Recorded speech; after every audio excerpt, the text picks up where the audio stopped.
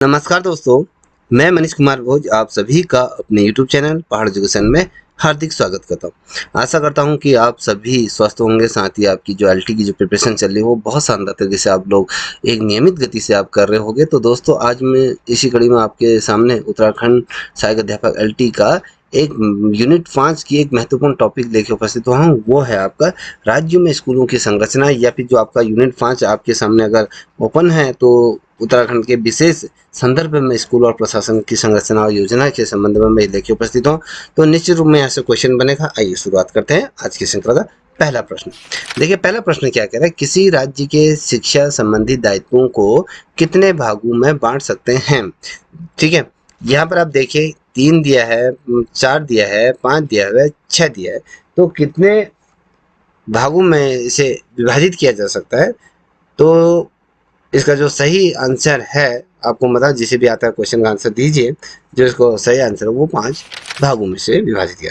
थोड़ा सा इसको मैं समझाना चाहूँगा क्योंकि ये अत्यंत महत्वपूर्ण है। देखिए दोस्तों, जब हम बात करते हैं किसी भी दायित्व का या राज्य सरकार द्वारा जब शिक्षा संबंधी जो दायित्व दिए जाते हैं, तो उसमें किसी भी राष्ट्र की जो दिशा की अगर हम बात करते हैं तो उस दिशा में एक गति और उसका एक निर्धारण जो करती है, बेसिकली वो उसको जो आगे बढ़ाने का जो कार्य करती है वो शिक्षा करती है।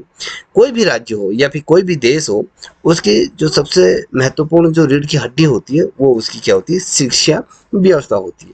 तो मेरे कहने का मतलब है राज्य की जो दिशा में किसी गति से आगे किस गति से आगे बढ़ना है, उसे अपने राष्ट्र की बात करें या फिर विश्व की बात करें तो उसमें उसकी क्या स्थिति है। तो ये किस पे निर्भर करता है, जब हम किसी राज्य की शिक्षा संबंधी जो दायित्वों को जब हम विभाजित करते हैं तो याद रखिएगा किसी भी राज्य की जो शिक्षा संबंधी जो दायित्व होते हैं हम उसको क्या करते हैं, 5 भागों में इसको विभाजित करते हैं। पहला होता है वित्त से संबंधित दायित्व होते हैं कि वित्त का लेन-देन जो होता है। दूसरा होता है नियम निर्माण से संबंधित, किस प्रकार से हमारी शिक्षा नीति चलेगी, उसके क्या नियम हैं, किस नियमों के दायरे में वो रह के अपना दायित्वों का निर्वाह करेगी। और तीसरा होता है निरीक्षण। अब निरीक्षण क्या है, समय-समय पर जो विभागीय जो अधिकारी होते हैं वो स्कूलों का मुआयना करते हैं और साथ ही हमारी जो शिक्षा व्यवस्था किस प्रकार से चल रही है उसका भी क्या है, मूल्यांकन या उसका निरीक्षण करते हैं, जिससे कि ये पता चलता है कि शिक्षा में किस प्रकार से गुणवत्ता आ रही है। जब मैं चौथा पॉइंट की अगर मैं बात करूं, जो चौथा जो दायित्व होता है वो होता है नियुक्ति से संबंधित दायित्व। हमने स्कूलों को निर्मित कर दिया, भवन निर्माण कर दिया, छात्र संख्या वहाँ पर्याप्त मात्रा में है, मगर शिक्षा को क्रियान्वित करने के लिए जो सबसे महत्वपूर्ण घटक जिसे माना जाता है वो शिक्षक होता है। तो शिक्षक की नियुक्ति उसमें करनी बहुत अनिवार्य होती है। विद्यालय का जो प्रबंधन तंत्र होता है उस तंत्र के अंतर्गत, चाहे वो 4th क्लास हो या फिर शिक्षक हो या प्रधानाचार्य हो या फिर हम कहें जो आपका अभिभावक संघ है या प्रबंधन से संबंधित जो दायित्व दिए जाते हैं, तो वो एक बहुत बड़ा व्यापक दायरा होता है।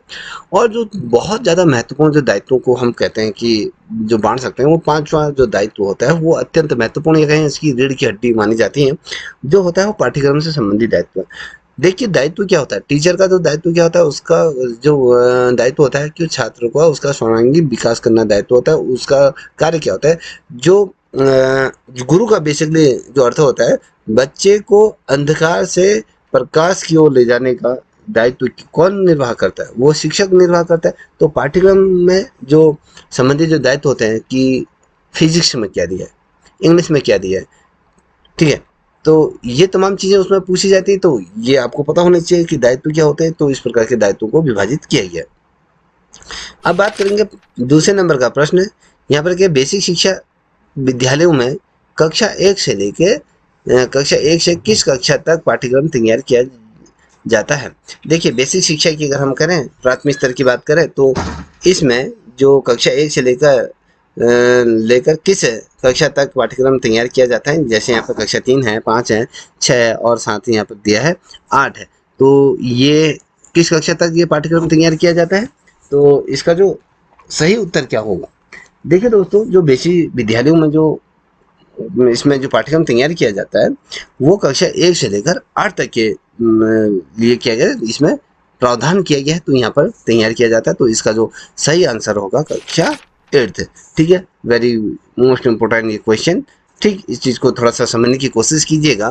थोड़ा सा इसके बारे में भी आपको मैं जानकारी प्रदान करना चाहूँगा, क्योंकि अत्यंत महत्वपूर्ण है। देखिए, जब हम बात करते हैं बेसिक शिक्षा प्रणाली योजना की, अगर हम बात करते हैं, जैसे कि इसमें क्या होता है, जो राज्य में जो भी बेसिक प्राथमिक विद्यालय होते हैं उसमें किस प्रकार से योजनाएं क्रियान्वित की जाती हैं। तो जैसे कि हम बात करते हैं, राज्य के जितने भी बेसिक विद्यालय हैं उनको मान्यता प्रदान करना होता है, उनकी मान्यताओं के शर्तों और जो उसके नियम होते हैं उन नियमों को बनाना होता है। और हमने जब यहाँ पर बात करें कि बेसिक शिक्षा विद्यालयों में कक्षा 1 से लेकर 8 तक के जो बच्चे होते हैं उनके लिए पाठ्यक्रम तैयार करना होता है। और जो पाठ्य पुस्तक होते हैं उनका चयन किस प्रकार से, उनकी रचना और उसका प्रकाशन किस प्रकार से किया जाता है। राज्य में अगर हम देखें, विशेषकर उत्तराखंड राज्य का करना, प्रत्येक राज्य की इसमें हम लेके चलेंगे, 1 से लेकर 8 तक की जो पुस्तकों की रचना कैसी होनी चाहिए, उनका प्रकाशन किस प्रकार से होना चाहिए, विभाग उसका प्रकाशन विभाग करवाता है। और अगर हम कहें जो पाठ्यक्रम सामग्री की अगर बात करें, जो पाठ्य सामग्री होते हैं उनके जो क्रियाएं होती है उनको बेसिकली अगर हम कहें जो बेसिक शिक्षा विभाग द्वारा क्रियान्वित किया जाता है। और इसके अंदर एक महत्वपूर्ण घटक होता है, उस घटक को भी थोड़ा समझने की कोशिश कीजिएगा आप। देखिए, जब हम बात करते हैं कि जो बेसिक शिक्षा के लिए जो शिक्षक होते हैं और उनकी शैक्षिक योग्यता का निर्धारण किया जाता है, उनकी नियुक्ति का निर्धारण किया जाता है और शिक्षा अधिकारी ये तमाम चीज़ें करता है। और बेसिक शिक्षा के लिए क्या होता है, जो प्राथमिक स्तर के जो शिक्षक होते हैं, जो आजकल डीएलएड के माध्यम से जो शिक्षक चयनित हो जाते हैं, तो उनके प्रशिक्षण की व्यवस्था किस प्रकार से की जाती है, शिक्षकों के लिए किस प्रकार से अभिन्यास पाठ्यक्रम का आयोजन बेसिक शिक्षा विभाग द्वारा किया जाता है, तो वो तमाम चीज़ें इसके अंदर होती हैं। ठीक है, अब बात करेंगे तीसरा नंबर का प्रश्न। आप देख पा रहे होंगे तीसरा नंबर का प्रश्न क्या कह रहा है, विद्यालय में खेलकूद तथा अन्य पाठ्य सहगामी क्रियाओं का आयोजन संचालन किसके द्वारा किया जाता है। ठीक है, ये आपको बताना है। देखिए, यहाँ पर दिया है शिक्षक दिया है, प्रधानाध्यापक दिया है, स्कूल प्रबंधन दिया है, उपरोक्त सभी। तो कौन इस दायित्व को निर्वाह करता है, जो कि जो विद्यालय के अंतर्गत जो खेल कूद क्रियाएं होती हैं उनको संपादित करवाने के लिए। ठीक है, जो ये कराता है ये प्रधानाध्यापक द्वारा इसको किया जाता है। तो वेरी मोस्ट इम्पोर्टेंट क्वेश्चन। ठीक है, बहुत से लोग उपरोक्त सभी की तरफ चल रहे होंगे, तो सही तरीके से इनको समझने की कोशिश कीजिएगा।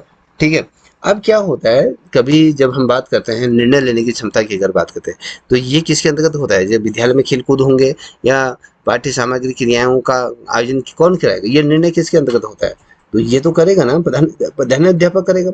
इसमें क्या होता है, इसमें जैसे हम बात करते हैं कि अपने टॉपिक आपका होगा उसमें आप देखिएगा, ओपन करिए आप अपना यूनिट 5 में, उसमें दिया है स्कूल प्रशासन और नेतृत्व में प्रिंसिपल हो गया, प्रधानाध्यापक और शिक्षक की भूमिका की जब हम बात करते हैं, तो यहाँ पर किसकी भूमिका निर्वाह करें, यहाँ पर प्रधानाध्यापक की यहाँ पर भूमिका निर्वाह यहाँ पर। निर्णय लेने की क्षमता, साथ ही जो योजना है उनको क्रियान्वित किया जाता है और आयोजन किस प्रकार से किया जाना है, हमने आयोजन किसका करना है, हम यहाँ पर खेल कूद का। तो प्रधानाध्यापक क्या होता है, विद्यालय का प्रधान होता है, याद रखिएगा, प्रधान शिक्षक वो उसको माना जाता है, उसको मुखिया के रूप में अगर आप देख के चलते हो, तो प्रधान होने के कारण होने के नाते वो क्या करता है, कार्यों को थोड़ा थोड़ा बढ़ाता जाता है और एक शिक्षक के कार्यों का निर्वाह तो उसे करना ही होता है। और साथ ही अगर हम बात करें जो शिक्षक का नेतृत्व है उसको मार्गदर्शक भी उसको करना है।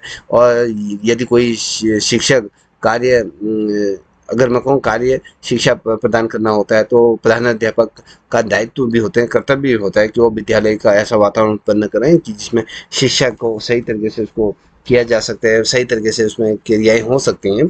जब हम बात करते हैं यहाँ पर, हमने जब कहा कि प्रधानाध्यापक को निर्णय लेने का ये अधिकार होता है, उसकी अगर हम भूमिका की पृष्ठभूमिका की अगर बात करें, तो प्रधानाध्यापक की भूमिका एक नेता के तौर पे कही जाए, ये मुखिया के रूप में कहते हैं, तो उस प्रकार से होते हैं।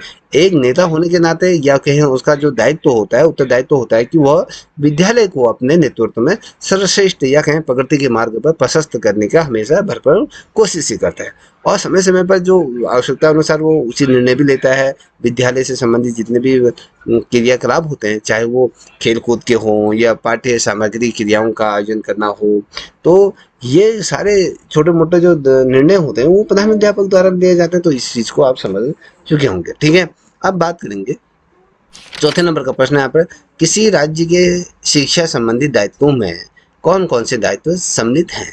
अब क्वेश्चन क्या बोल कह रहा है, देखिए, किसी कोई भी राज्य की आप बात करें तो शिक्षा संबंधी जो दायित्वों में कौन कौन से दायित्व उसमें सम्मिलित होते हैं। देखिए वित्त से संबंधित दायित्व होते हैं, निरीक्षण से संबंधित दायित्व होते हैं, या फिर बात करें नियुक्ति से संबंधित दायित्व होते हैं, या फिर उपरोक्त सभी। तो इसका जो सही आंसर क्या हो सकता है, तो ये जो सारे दायित्व क्या होते हैं, ये सभी दायित्व होते हैं। ठीक है, इसको ध्यान में रखिएगा। जब हम बात करेंगे अगले प्रश्न नंबर की तरफ बढ़ रहे हैं, तो ये कह रहा है कि राज्य में बेसिक शिक्षा के उचित प्रबंधन और एवं प्रशासन का कार्य किसका है। तो हम बात करें कौन सा, राज्य के अंदर जो बेसिक शिक्षा है और उसके उचित प्रबंधन और साथ ही उसका प्रशासन का कार्य किसका है, ये कह रहा है। ये जो है केंद्रीय शिक्षा मंत्री का है, या राज्य शिक्षा मंत्री का है, या बेसिक शिक्षा मंत्री का है, या फिर उपरोक्त में से कोई नहीं। ये दायित्व किसका होता है, ये थोड़ा सा दायित्व को भी समझने की कोशिश कीजिएगा कि हम बात कर रहे हैं। ठीक है, तो ये दायित्वों को भी तो निर्वाह कोई ना कोई तो करेगा ना। तो ये जो दायित्व होता है, ये क्या होता है, आपका बेसिक शिक्षा मंत्री का ये होता है। क्योंकि हम बेसिक शिक्षा के बारे में बात कर रहे हैं, तो बेसिक शिक्षा मंत्री का होगा। ठीक है, अब यहाँ पर आप देख पा रहे होंगे छठे नंबर का प्रश्न। छठे नंबर का प्रश्न कह रहा है, शिक्षकों का विद्यालय में चयन और उसके मध्य मध्य कार्य का उचित विभाजन किसके द्वारा किया जाता है। ठीक है, अब यहाँ पर देखिए, स्कूल प्रबंधन द्वारा क्या प्रधानाध्यापक किया जाता है, स्कूल प्रबंधन प्लस प्रधानाध्यापक, या उपरोक्त में से सभी। तो इसका सही उत्तर क्या हो सकता है, तो क्वेश्चन भली भांति आप समझ चुके होंगे। फिर से देखिए, शिक्षकों का विद्यालय में चयन और उसके मध्य कार्य का उचित विभाजन किसके द्वारा किया जाता है, तो ये जो किया जाता है वो प्रधानाध्यापक के द्वारा इसको किया जाता है, याद रखिएगा। ठीक है, ये बहुत ज़्यादा महत्वपूर्ण है, इसको समझने की कोशिश कीजिएगा। ठीक है बच्चों, क्योंकि यही चीज़ आपके वो क्या होता है, आपके परीक्षा में पूछे जाते हैं। अब बात करेंगे अगले प्रश्न की तरफ बढ़ रहे हैं। तो अगला प्रश्न क्या कह रहा है, इसको थोड़ा समझने की कोशिश कीजिएगा। ये कह रहा है कि 7वें नंबर का प्रश्न, किसी भी संस्था के कुशल एवं सफल संचालन के लिए किसकी आवश्यकता होती है। किसी भी संस्थान को बेहतर बनाने के लिए और उसको संचालन के लिए किसकी आवश्यकता ये होती है, ये आपको बताना है। ठीक है, यहाँ पर देखिए कुशल प्रबंधन के होते हैं, या कुशल प्रशासन के होते हैं, कुशल अनुशासन के, और उपरोक्त में से सभी। तो इसका उत्तर क्या हो सकता है, देखिए इसका जो उत्तर हो सकता है, ये सभी चीज़ें इसमें अनिवार्य रूप से इसकी आवश्यकता होती है। सभी चीज़ों की कुशल प्रबंधन भी होना चाहिए, प्रशासन भी होना चाहिए, अनुशासन भी यहाँ पर बहुत ज़्यादा महत्वपूर्ण अपना योगदान निभाता है। ठीक है, और साथ ही कुशल अनुशासन, अनुशासन तो किसी भी स्कूल की क्या होती है, रीढ़ की हड्डी होती है। तो याद रखें, जब तक स्कूल में सही तरीके से प्रशासन या अनुशासन नहीं है तो वो विद्यालय का कोई अस्तित्व विहीन माना जाता है। तो याद रखिएगा। ठीक है, अब बात करेंगे यहाँ पर 8वें नंबर का प्रश्न, अत्यंत महत्वपूर्ण इस श्रृंखला का अंतिम प्रश्न। तो दोस्तों यहाँ पर आप देख पा रहे होंगे कि शिक्षण सीखने की प्रतिक्रिया में बाधाओं को दूर करने के संभावित उपाय क्या क्या हैं। देखिए, जो हमारे शिक्षा के संबंध में जो आते हैं, क्या बोलते हैं, संभावित जो बाधाएं आती हैं, उनको दूर करने के लिए क्या करना चाहिए। ऑनलाइन शिक्षण सीखना चाहिए, गलतियों से सीखना चाहिए, अभ्यास के लिए प्रोत्साहन, या फिर आपका चौथा है नकारात्मक दृष्टिकोण विकसित करना। ये यहाँ पर आप दिया है, यहाँ पर देख पा रहे हो, ये आप सही तरीके से इसको देख लीजिए। ठीक है, तो ये दिए हुए हैं, तो क्या हो सकता है इसका आंसर। तो दोस्तों इसका जो सही उत्तर होगा वो होगा आपका पहला, ऑनलाइन शिक्षण होगा। ठीक है, याद रखिएगा। फिर दूसरा जो होगा वो होगा गलतियों से सीखना होता है, और जो तीसरा होगा वो क्या हो, वो तीसरा क्या हो गया, अभ्यास के लिए प्रोत्साहन। और जो ये होगा नकारात्मक दृष्टिकोण विकसित करना, ये नहीं होता है।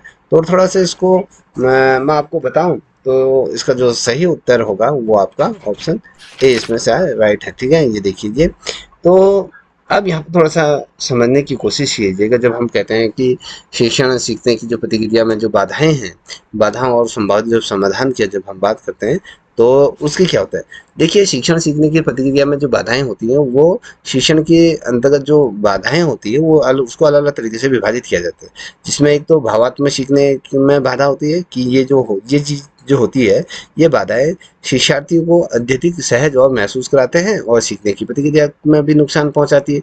फिर दूसरा होता है परिवर्तन का विरोध होता है कि हर नया प्रयास कुछ बदलाव लाता है और हमारे आसपास आराम जो क्षेत्र से बाहर निकालता है, जो हमारा जो आराम जो क्षेत्र हम जहाँ पर कंफर्टेबल जोन होता है जो हमारा, हमें उससे बाहर निकालता है और फिर उनको स्वीकार ना करना और एक ये बड़ी बाधा ये हमारे सामने उत्पन्न हो जाती है। और जो अगला जो होता है वो प्रौद्योगिकी के प्रति ठीक है झिड़क होती है। तो अगर हम कहें तो आज जिस प्रकार से डिजिटलकरण है, आजकल हम जब डिजिटल मोड पे जब पहुंच रहे हैं तो वहाँ पर तकनीक को भी हमें स्वीकार करना अत्यंत आवश्यक हो जाता है कि जैसे हम ऑनलाइन मोड पे हम पढ़ाई करते हैं तो आप ऑफलाइन पे ही आप डिपेंड नहीं रह सकते हैं आज की तिथि में। तो क्या होता है कभी सफलता असफलता का डर होता है हमारे सामने, तो असफलता के डर से की जो स्थिति में हमें कार्य करने की शुरुआत ना करना या फिर ये एक बाधा होता है जो हमें ये फील होता है। इसमें से बहुत से बच्चे जो एलटी के जो पेपर दे रहे हैं, आप लोग भी डर रहे होंगे कि यार मेरा सिलेक्शन होगा नहीं होगा, मैं पेपर दूं ना दूं। तो ये डर को आपको क्या होगा अपने दिलो दिमाग से बाहर निकालना होगा, ठीक है। अब जो हम कहते हैं कि संभावित जो समाधान क्या हो सकता है, सकारात्मक दृष्टिकोण हमेशा विकसित रखना चाहिए। क्या इसमें क्या करें, जो बाधाओं को दूर करने के संभावित उपाय क्या हो सकते हैं। पहले जो उपाय होगा कि भैया जो सकारात्मक दृष्टिकोण का विकास करना होता है, फिर अभ्यास के लिए प्रोत्साहित हमेशा करना चाहिए, गलतियों से हमें हमेशा सीखना चाहिए, ऑनलाइन शिक्षा का हमने हमेशा समर्थन करना चाहिए और शिक्षण की में जिस प्रकार से आधुनिकीकरण हो रहा है तकनीक को, उसको हमें कहीं न कहीं अपने आप में समाहित करना चाहिए। देखिए ये तमाम चीज़ें होती हैं जो इंसान के लिए बहुत ज़्यादा महत्वपूर्ण ये होती हैं। तो दोस्तों ये जो टॉपिक था वो अत्यंत महत्वपूर्ण था, तो यहीं से एक आध क्वेश्चन तो आपका बनेगा, निश्चित रूप में ये लेके चलिएगा। तो दोस्तों अगर आपको ये वीडियो अच्छी लगी हो आपके परीक्षा के दृष्टिकोण से, प्लीज़ इस चैनल को लाइक शेयर सब्सक्राइब अवश्य करें, साथ ही अपने दोस्तों को साझा करें। तब तक के लिए इतना ही। जय हिंद, जय भारत, जय